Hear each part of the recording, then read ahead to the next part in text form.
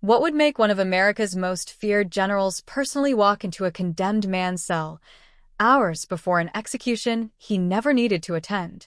What could a dying SS commander possibly say that would pull someone like Patton out of silence and into action? And why would the final conversation in that prison be described by guards as something they never forgot for the rest of their lives? May 14, 1945. Landsberg Prison, Bavaria, Germany. The war in Europe had been over for 6 days. The celebrations were happening everywhere else. In Paris, in London, in New York, crowds in the streets, soldiers kissing strangers, church bells ringing for the first time in years. In Landsberg, there was no celebration. There was only a cell, stone walls, a single cot, a bucket in the corner, and a man sitting on that cot who was going to die at dawn. SS Oberanführer Heinrich Roth had commanded an Anzac Group mobile killing unit in Eastern Europe. His men had moved through Poland and Ukraine like fire through dry grass, villages, families, children. The tribunal had spent 4 days reviewing the evidence, testimony from survivors, photographs, mass grave coordinates, documents signed in Roth's own handwriting authorizing executions. The tribunal had taken less than 2 hours to reach its verdict. Death by hanging. 0600 hours. May 15th, Roth received the sentence without expression. He had been SS since 1936. He had survived the Eastern Front. He had watched the Reich collapse around him. By the time the verdict came, he had already made his peace with dying. What he had not made peace with was being forgotten. The last thing Patton said to the SS commander before he was executed immediately sets a confrontation between two final forces, a condemned SS officer and one of the most dominant American generals of World War II, George S. Patton. The thumbnail promise, last words, signals something even more specific. This isn't about battlefield victory, it's about a final, irreversible conversation inside a prison cell at the edge of death. Inside that cell in Landsberg Prison, Germany, a convicted SS commander responsible for systematic killings is waiting for execution at dawn. The war is already over, but justice is still unfolding in its most personal form. The conflict is not physical anymore. It is moral. One man represents organized atrocity justified as orders. The other represents military authority trying to define what a soldier actually is and what crosses the line into something else entirely. And the most important question is still unanswered. Why did Patton personally walk into that cell when he didn't have to? This wasn't an official interrogation. It wasn't required by command. Nothing in the military record demanded that Patton be there at all. But once he read the SS commander's final statement, something shifted. The argument wasn't about guilt anymore. It was about identity, about whether murder under orders could be rebranded as soldiering. And to understand why Patton crossed that prison gate in the middle of the night, you need to understand exactly what kind of man Heinrich Roth was, what he believed about himself, and why those final hours were no longer just about execution, but about who gets to define the truth of war itself. In the final days of the war, justice didn't arrive with celebration everywhere. In places like Landsberg Prison, it arrived quietly, behind locked doors and guarded corridors, where the noise of victory outside only made the silence inside feel heavier. Heinrich Roth was one of those men waiting behind those doors. A senior SS commander, not a battlefield soldier in the traditional sense, but someone who had directed operations far from the front lines. His name was already attached to reports, documents, and testimony describing entire villages erased during operations in the East. By the time he reached the prison cell, he was no longer a man with power. He was a file number, a verdict, and a date, 0600 hours, May 15th. But Roth's real danger wasn't just what he had done. It was what he still believed. Inside his cell, there was no movement, no distraction, just the slow passage of hours toward execution. Guards treated him like every other condemned prisoner, but there was something different about the way he carried himself. He didn't plead. He didn't break. He waited, almost as if he expected history itself to eventually make sense of what he had done. Outside that cell, American forces were processing thousands of prisoners across Europe, trying to separate chaos from responsibility, orders from crime. And in most cases, it was simple. But Roth made it complicated. Because in his tribunal statement, he didn't deny anything. He didn't show remorse. He did something far more controversial. He justified himself. He claimed he was not an exception, not a monster, not an anomaly, just a soldier following orders like any other man in uniform. And that one argument created a problem that went beyond his case. It touched the foundation of how the entire war would be remembered. News of that statement didn't stay inside the courtroom. It moved upward through command channels, report by report, until it reached officers who understood exactly how dangerous that idea could become if left unanswered. Because if Roth was right, then the line between soldier and executioner started to disappear. And that is when the situation stopped being just about one prisoner in a cell and became something much larger. What happens when a condemned man refuses to accept that he alone is guilty and instead tries to redefine everyone else as equally responsible? The tribunal statement didn't just circulate through paperwork, it spread like an unwanted argument inside the command structure. Officers who normally moved on to the next report found themselves stopping on Roth's words, rereading them, trying to decide whether they were just a desperate justification or something more dangerous, a challenge to the moral boundary of the entire war. Because Roth's claim wasn't emotional. It was structured. He didn't say he was innocent. He said he was no different. That small shift turned his defense into something harder to dismiss. If every soldier was just following orders, then the difference between a battlefield death and a mass grave started to blur in a way no one in authority could comfortably ignore. At Landsberg prison, Roth remained calm as the hours tightened around him.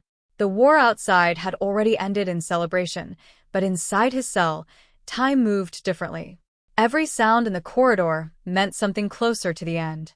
Yet Roth didn't show the collapse people expected. Instead, he stayed composed, almost intellectually detached, as if he believed the final judgment on him was still unfinished. That is when the statement reached higher command channels and eventually crossed into the attention of someone who did not ignore challenges to military definition. George S. Patton read the transcript quietly at first. Once. Then again. Those who were with him noticed something unusual. He didn't immediately react. No sarcasm, no anger, no dismissive remark. Just silence. For a man known for instant force of opinion, that silence was louder than any response. Roth's words had struck a nerve, not because they were legally complex, but because they questioned something Patton had built his entire identity around: the difference between fighting a war and committing a crime under the name of war. When Patton finally spoke, it wasn't his staff in detail. It was a simple question. Where was the prisoner being held? The answer, Landsberg, changed the temperature in the room. Because now this was no longer a distant legal matter. It had become personal involvement from one of the most powerful commanders in Europe. And no one in the room needed to be told what that meant. A condemned SS officer was about to meet a general who did not usually travel toward problems. He ended them. And the most unsettling part was still ahead. Patton didn't order the meeting through protocol. He chose it. What would push a top commander to abandon procedure completely just to confront a dying man face to face in his final hours? By the time the decision formed in Patton's mind, the war was already technically over, but nothing about the aftermath felt settled. Europe was filled with prisons, tribunals, and unanswered questions, each one trying to compress years of violence into something the world could process. Landsberg was just one of many. Yet something about Roth's statement refused to stay contained within that system. It wasn't the crimes alone that created pressure. It was the logic behind them. Roth hadn't spoken like a man trying to escape punishment. He had spoken like a man trying to expand responsibility outward, toward soldiers, toward command structures, toward anyone who had ever followed an order into violence. That idea, if accepted even partially, would blur the lines that the entire Allied legal framework depended on, that there is a difference between combat and systematic extermination. And that was the tension growing behind the scenes. Not just guilt versus innocence, but definition versus denial. Inside military command circles, reports of Roth's statement were now being treated carefully. Not because anyone doubted his crimes, but because his argument, if left unchallenged, could become a psychological weapon in post-war memory. It could allow future perpetrators to say, "I was just like everyone else." Meanwhile, in Landsberg, Roth's final hours continued to narrow. He was no longer being evaluated for what he might become, only for what he already was. Guards rotated, paperwork moved, schedules tightened. The execution time was fixed, unchangeable. Yet Roth remained mentally steady in a way that unsettled people around him. There was no panic, no emotional collapse. Instead, there was a kind of intellectual stubbornness, as if he believed the final verdict of history had not yet been fully written. That belief is what made the situation dangerous. Because now it wasn't just about punishment. It was about confrontation of meaning. When the transcript finally reached George S. Patton in full, something deeper than anger formed. Those who observed him later described it as fixation, not on the crime itself, but on the idea inside it. The idea that a soldier and a mass executioner could be placed in the same moral category simply because both followed orders. Patton didn't debate it in public. He didn't issue commentary. He did something far more direct. He decided to go to the source. No staff recommendation. No strategic requirement. No official necessity. Just a car, a night road, and a prison that was not expecting him. And as his vehicle moved through the Bavarian darkness toward Landsberg, the situation stopped being about tribunal records entirely. It became about what would happen when two completely different definitions of soldier finally stood in the same room. What could possibly be said in that cell that would make a condemned man and a victorious general both leave the conversation changed in different ways? Landsberg prison had seen hundreds of prisoners pass through its corridors by that point, but that night felt different the moment the gates opened. There was no formal announcement, no ceremonial escort, and no prepared reception. The arrival itself disrupted the routine. When George S. Patton stepped inside, it wasn't as an observer of justice, it was as a force entering a system already in motion. Guards who had handled dozens of executions suddenly found themselves unsure of protocol, not because they didn't know the rules, but because the presence of a single man made those rules feel secondary. Patton didn't ask for a briefing. He didn't request summaries. He went straight to the location of the condemned prisoner.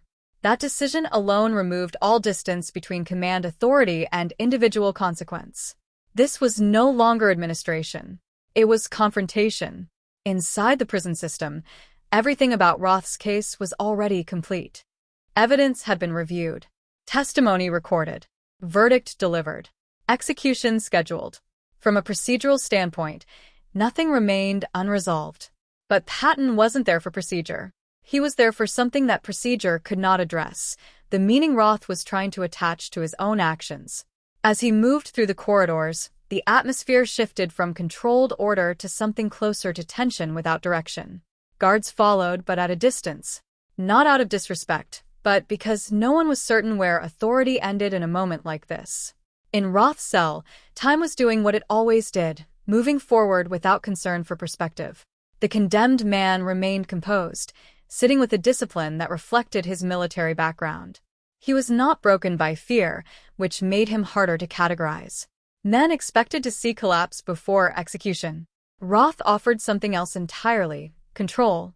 That control was part of what made this encounter unavoidable. Because if Roth had been simply pleading, the system would have absorbed it. If he had been hysterical, it would have been dismissed.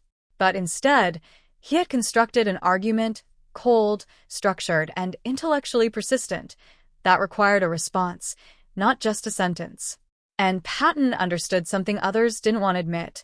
Silence would also be an answer. So he entered the cell. No ceremony. No delay. Just two men standing on opposite sides of history, with only hours left before one of them ceased to exist. What followed wasn't rushed. It wasn't emotional chaos. It was deliberate. Patton didn't begin with accusation. He began with memory, repeating Roth's own words back to him, word for word, forcing the argument to exist in the room where it could no longer hide behind paperwork or distance. And for the first time, Roth's certainty showed its first fracture, not in words, but in reaction. A subtle tightening, a shift in silence. Because now the argument was no longer theoretical. It was standing in front of him. What happens when a man who built his entire defense on logic is forced to defend it face to face with the one person who refuses to let it stay abstract? By the time the final exchange began inside that cell, the distance between law, war, and morality had collapsed into something immediate and personal. There was no tribunal protecting Roth now, no courtroom framing his words, no audience to interpret them. Only consequence, standing in front of him in uniform. George S. Patton didn't raise his voice. He didn't need to. The weight of what he said came from precision, not volume. He dismantled Roth's central argument piece by piece, not by denying that orders exist, but by separating obedience from justification. A soldier, in Patton's framing, was bound by duty, but not relieved of the moral distinction between targets and victims. Roth tried to hold his position. He attempted to return to the structure he had built in the courtroom, that equality of soldiers under command. But the cell no longer allowed abstraction. Every claim he made now had to survive direct confrontation with lived reality. The civilians, the villages, the documentation that no philosophical argument could erase. As Patton spoke, the tone shifted from debate to final accounting. Not hatred, not rage. Something colder. The sense that a line had already been crossed long before this moment, and this conversation was simply naming it out loud before it disappeared into history. And then came the final collapse of distance. Patton made the distinction absolute. Soldiers fight other armed soldiers. What Roth had commanded operated outside that boundary entirely. Not as warfare, but as systematic removal of those who could not fight back. That difference, he insisted, was not symbolic. It was the foundation of everything that separated war from atrocity. For the first time, Roth had no structured reply. Not because he lacked words, but because the argument could no longer return to abstraction. It was anchored in outcome, in mass graves, in recorded names, in irreversible history. When Patton turned toward the door, the conversation had already ended in principle. What remained was silence that felt heavier than any rebuttal. Before leaving, he delivered the final truth, not as comfort, not as judgment alone, but as closure. That history had already decided, not in philosophy, but in consequence. One side survived. The other was dismantled completely.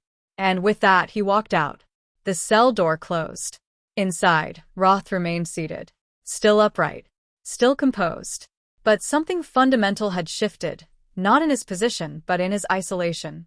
The argument he had built no longer had anywhere to go. When the most confident justification a man has ever built finally collapses in front of him, what is left when the only audience remaining is silence itself? The execution of Heinrich Roth closed one case, but it didn't close the debate he tried to create. His defense, "I was just following orders," collapsed not because orders don't exist in war, but because it erased the difference between combat and systematic violence. Patton's response framed a harder truth. Obedience does not remove moral responsibility, especially when the target is defenseless and the purpose is destruction rather than battle. The lesson is uncomfortable but clear. Institutions can issue commands, but individuals still define their humanity through what they choose to accept as justified. In the end, history didn't judge Roth as a soldier. It judged him as someone who turned authority into atrocity.